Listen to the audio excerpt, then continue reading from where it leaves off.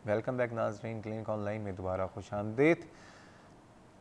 रमज़ान एक ऐसा महीना है, एक मौका होता है, इंसान अपने गुनाहों को बख्शवाता है और इंसान कोशिश ये करता है कि जितने अपने नेकियों के अकाउंट है ना उसको भर ले किसी तरह से, क्योंकि क्या पता अगला रमज़ान किसने देखा है और अगला रमज़ान क्या अगला लम्हा किसने देखा है, हम में से किसी को नहीं पता। लेकिन रमज़ान एक ऐसा और बहुत सारे मौके दे रहा होता है जिसमें एक अच्छा मौका तंबाकू नोशी, सिगरेट स्मोकिंग जो है उसको क्विट करती है और एक अपॉर्चुनिटी है।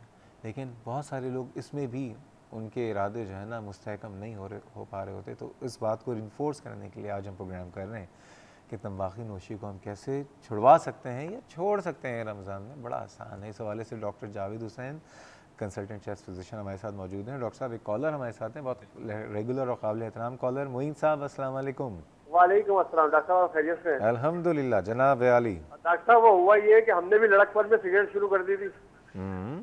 तो हुआ ये कि जब शादी हुई तो महसूस हुआ कि ये जो सिगरेट हम पी रहे हैं अपने बच्चों का हक मार रहे हैं। तो आप यकीन करें डॉक्टर साहब, मैंने उस दिन से जो छोड़ी है सिगरेट, वो दिन है और आज के दिन है मैंने सिगरेट को मुंह नहीं लगाया। अरे क्या क्या मर्द है, ये है मर्द, इसको कहते हैं मर्दानगी। ये जो हम जो सिगरेट की सूरत में जो हम सिगरेट पीते हैं, हम समझते हैं कि बड़ा शौक में पी रहे हैं और बड़े लोगों को अच्छा लग रहा होगा, लेकिन हम अपने पैसे को ज़ाया कर रहे हैं। कितने साल आपने सिगरेट नोशी की थी? डॉक्टर साहब, मेरा ख्याल है मैंने तकरीबन 10 साल पी और 10 मेरा ख्याल छोड़े भी मेरे को इससे ज्यादा साल हो गए। सैल्यूट। यकीन करें डॉक्टर साहब, और मैं अब पहले से ज्यादा अपने आप को फिट महसूस करता हूँ। और यकीन करें, मैं पहले चलता था मुझे सांस फूलने लग जाता मेरे को, लेकिन अब अल्लाह का शुक्र है फिट फाट हूँ। ये है अपने बच्चों से, अपने घर वालों से हकीकी मोहब्बत। और डॉक्टर साहब, मेरे एक सवाल था डॉक्टर साहब। जी जनाब। डॉक्टर साहब, मेरे ऑफिस में तकरीबन हमारा ऑफिस एसी है, जाहिर सी बात है उसके अंदर एसी जब सुबह से चलता है तो शाम तक चलता है, लेकिन उसके अंदर कुछ लोग हैं जो स्मोकिंग करते हैं। तो क्या उसका असर पड़ता है हमारे पे? और डॉक्टर साहब, मैंने जो सिगरेट छोड़ी है, क्या इसका मेरे पे असर रहेगा या खत्म हो जाएगा मेरे फेफड़ों में? ठीक है, बहुत बहुत शुक्रिया मोइन साहब।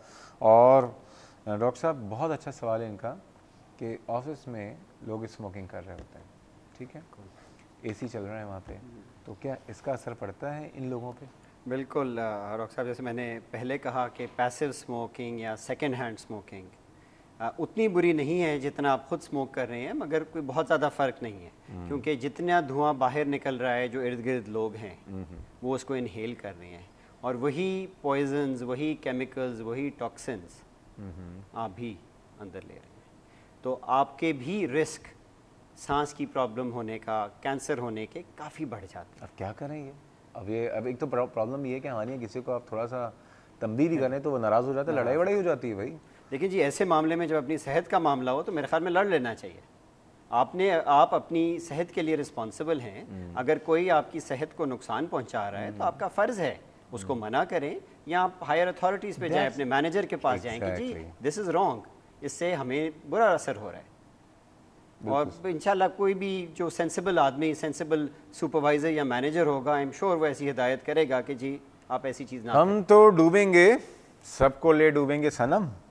सिगरेट नोशों जितने लोग नोशी कर रहे हैं उन सबका यही पैगाम है, और प्लीज़ ना आप खुद डूबें ना दूसरों को डुबाएं। मिसेस काशिफ कराची से, अस्सलाम वालेकुम। वालेकुम अस्सलाम। कैसी हैं आप? ठीक हैं? अल्लाह का शुक्र, ठीक ठाक। आप कैसे हैं? अल्हम्दुलिल्लाह, आपकी दुआएं। एक तो फर्स्ट टाइम मेरी कॉल मिली है और मैं मुख्तलिफ प्रोग्राम जो आप कर रहे होते हैं बहुत कोशिश करती हूँ कॉल करने की, नहीं मिल रही होती। आई एम वेरी सॉरी जी। तो फर्स्ट टाइम कॉल मिली बहुत है। शुक्रिया। आप बहुत अच्छा करते हैं, जो भी एक्सपर्ट्स आते हैं सारा कुछ। Thank you. जैसे सिगरेट नोशी के हवाले से ये बात कहूँगी कि इसकी एडिक्शन ख़त्म किस तरह की जा सकती है? एक तो बंदा कहता है ना कि प्रोमिसेस हो गए अपने आप से भी, लोगों से भी, लेकिन इसकी एडिक्शन खत्म नहीं होती कि क्या चीज वो एक है, बंदा क्या करे कि मतलब जो दूसरा है कि वो सिगरेट ना पिए। बिल्कुल सही, बिल्कुल सही। कि छोड़ने के बाद भी अक्सर लोग दोबारा सिगरेट पीना शुरू कर देते हैं। बहुत दफा प्रोमिसेस होते हैं, सारा कुछ होता है, लेकिन दूसरी बात मैं ये पूछना चाहूंगी, ये शीशा का मतलब कुछ बोले कि शीशा जो है क्या वो कितना फायदेमंद है, क्या नुकसान है? कहते हैं कि वो सिर्फ एक फ्लेवर्ड चीज है। ठीक है, हम दोबारा कह देते हैं, अभी हमने कहा था थोड़ी देर पहले। अच्छा, नहीं मैं कॉल में ला रही थी। नहीं, कोई बात नहीं मिसेस काशिफ, फायदेमंद तो कतई नहीं है। ये बात तो भुला दें, फ़ायदेमंद तो जहर कभी फ़ायदेमंद नहीं हो सकता, लेकिन क्या क्या नुकसान है मज़ीद बातें कर लेंगे। बिल्कुल, बहुत शुक्रिया आपकी कॉल का। एक और कॉलर, ये हमारे बहुत ही काबिल एहतराम ग्लोबल पब्लिक हेल्थ एक्सपर्ट, और इन जैसे डॉक्टर्स का मैं हुकूमत वक्त से और तमाम लोगों से कहूँगा, अगर हमने इनसे फ़ायदा नहीं उठाया तो हम बहुत बदनसीब होंगे कि हमारी खुशनसीबी के इन जैसे डॉक्टर पाकिस्तान में मौजूद हैं। डॉक्टर अली इमरान साहब, अस्सलाम वालेकुम। अस्सलाम वालेकुम डॉक्टर साहब। कैसे मिजाज हैं? मैं ये कहूँगा ऐसी बातें ना कहीं जिसका मैं एहल नहीं हूँ। डॉक्टर साहब मुझसे मोअज़्ज़ज़ आदमी है। तो डॉक्टर जावेद, एक तो आपसे पूछूंगा कि जो ग्लोबल सेंस में आप देखें कि मिस्र के और सऊदी उलमा ने इन कलेक्टिव कंसेंसस इज्तिमाई इज्तिहाद से ये कहा है कि स्मोकिंग या टोबैको हराम है, क्योंकि और सेंटर ऑफ डिजीज़ कंट्रोल ने, जो मुझे याद है जब अमेरिका में था, कि ये कहा है कि tobacco is the gateway to all drugs and there is no bigger poison in the world than this, और 50% deaths are preventable in different form, चाहे वो क्रोनिक हो, जो मैं डिटेल में नहीं जाता, इस्तेमा, हार्ट, आपके स्ट्रोक। तो एक तो ये बताएं, और दूसरा प्लीज एड्रेस करें कि लोगों को, नौजवानों को, कि इनफर्टिलिटी का मेजर या माइनर कॉज पार्शियली जो मर्दों में और इम्पोटेंसी का ये है, ताकि लोग ये समझें कि सिगरेट सिर्फ जहन को, दिल को और सीने को, फेफड़ों को नुकसान नहीं देती, बल्कि इंसान की जो सलाहियत है नस्ल बढ़ाने की, जैसे भी एक कॉलर ने कहा कि मैंने बच्चों को के बाद नहीं पी, बल्कि मैं कहूँगा उन्होंने बच्चों के बचाने के लिए छोड़ दी, हो सकता है कि उनकी औलादी ना होती। तो इस पे ज़रा तबसरा करें।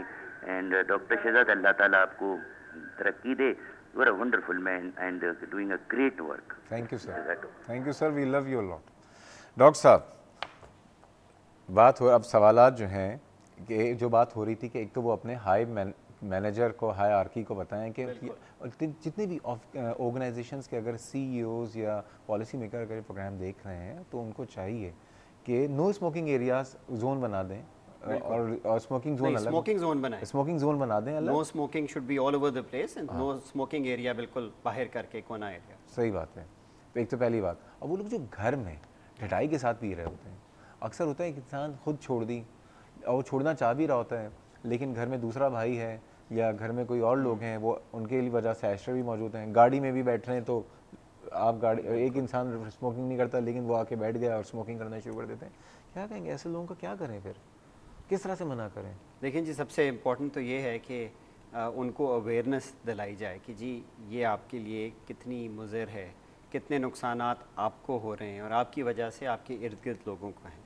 एंड कोई भी मेरे ख्याल में अगर समझदार इंसान है तो ऐसी एडवाइस को वो ठीक तरीके से लेगा। कई मरतबा जैसे कहते हैं लोग बहुत ढीठ होते हैं, वो नहीं समझते, वो समझते हैं मेरी राइट है सिगरेट पीना। इसको ये कहते हैं डिनाइल फैक्टर होता है, वो इस बात को सुनना ही डिनाइल, नहीं होता। वही ना उनका जो एटीट्यूड है कि वो बस नहीं मानना चाहते, वो अपनी इस जोन में हैं कि जी बस मैं सिगरेट पी रहा हूँ, जिस भी वजह से उन्होंने शुरू की और उनसे एडिक्शन हो गई, तो बस उनको हिदायत की जाए। और कई मरतबा काफ़ी फर्म भी होना पड़ता है कि जी ये बुरा है, आप बाहर चले जाएं, अगर आपने सिगरेट पीनी है आप ये ऐसे बहुत से लोग कर सकते हैं कि जी ये मेरा घर है, ये नो स्मोकिंग जोन है, मेहमान आए कोई सिगरेट पिए, आप उनको एहतराम से कहें कि जी ये हमारा यहाँ पे हमने ये पॉलिसी बनाई है, आप बाहर जाके प्लीज़ सिगरेट पिए। बिल्कुल, या उनके सामने जोर जोर से छींकना, उन्हीं के मुंह पे छींकना शुरू कर ठीक है ना, हंसना शुरू कर दें, हंसना शुरू कर दें, ठीक है ना। एक डॉक्टर साहब ये बताइए, मिसेस काशिफ ने एक बहुत अच्छी बात की जी। पहले, उससे पहले मैं एक बात करना चाहूँगा कि रमज़ान का जो महीना है, इस महीने को कैसे यूटिलाइज़ किया जा सकता है, वरना इस वक्त तो आपने अशर देखा होगा, जैसी अफ्तारी, एक तो सहरी से पहले सिगरेट ऐसे पी रहे होते हैं कि पूरे दिन का कोटा, और अफ्तार जैसे ही करते हैं, अफ्तार अभी खुला नहीं, फ़ौरन बाहर भाग रहे होते हैं जी वो सिगरेट पीनी है। बिल्कुल, इस महीने को कैसे यूटिलाइज़ करें? देखिए जी, रमज़ान का महीना इतना बरकतों वाला महीना है, हमें डेफिनेटली इसमें एडवांटेज लेनी चाहिए। लोगों को हम अमूमन रमज़ान से पहले यही हिदायत करते हैं कि जी आप जो लोग ओपन होते हैं आपके पास आते हैं कि जी मैं सिगरेट छोड़ना चाहता हूँ, तो आप उनको एडवाइस करें कि जी कोई ऐसा मौका जैसे रमज़ान का महीना, उससे बेहतरीन मौका तो कोई है नहीं, आप ये फ़ैसला करें कि मैंने सिगरेट नहीं पीनी। आपकी अपनी विल पावर और क़ुव्वत इरादा सबसे ज़्यादा इम्पॉर्टेंट है सिगरेट छोड़ने में सक्सेसफुली, वो करें। और ऑब्वियसली इसमें क्योंकि इंसान इबादत में इतना मसरूफ़ होता है, दूसरे कामों में इतना मसरूफ़ होता है कि अगर इंसान प्रॉपर तरीके से कोशिश करे तो इंशाल्लाह ज़रूर सक्सेसफुली सिगरेट छोड़ सकते हैं। अच्छा, आम दिनों में तो जो लोग तंबाकू नोशी के सिगरेट स्मोकिंग करते हैं वो तो 2 घंटे 3 घंटे के बाद रह नहीं पाते, दोबारा एक सुलगा देते हैं। लेकिन रमज़ान में तो 12 घंटे 14 घंटे 15 घंटे के रोज़े में जब वो स्मोकिंग नहीं करते, अगर मेरे ख्याल में this is the best opportunity कि वो अफ्तार और सहरी तक कभी कोशिश कर लें। 2-4 दिन कोशिश करें, मेरे ख्याल में बिल्कुल इंशाल्लाह सक्सेस मिलेगी, है ना? बिल्कुल। हम तो ये कहते हैं बेहतरीन टाइम यही है रमज़ान का महीना, मतलब अगर छोड़ना चाहें तो इससे अच्छा महीना कोई मिल ही नहीं सकता। बेस्ट है। अच्छा, अब इस हवाले से डॉक्टर अली इमरान साहब ने जो कहा है कि जो आलम दीन, जिन ममालिक में लोगों ने फतवा दिया है कि स्मोकिंग हराम है और ये इनफर्टिलिटी भी कॉज करती है, इस पे भी बात करेंगे और मिसेस काशिफ के सवाल शीशे पे भी बात करेंगे मज़ीद। लेकिन जा रहे हैं एक छोटे से ब्रेक में, हमारे साथ रहिएगा।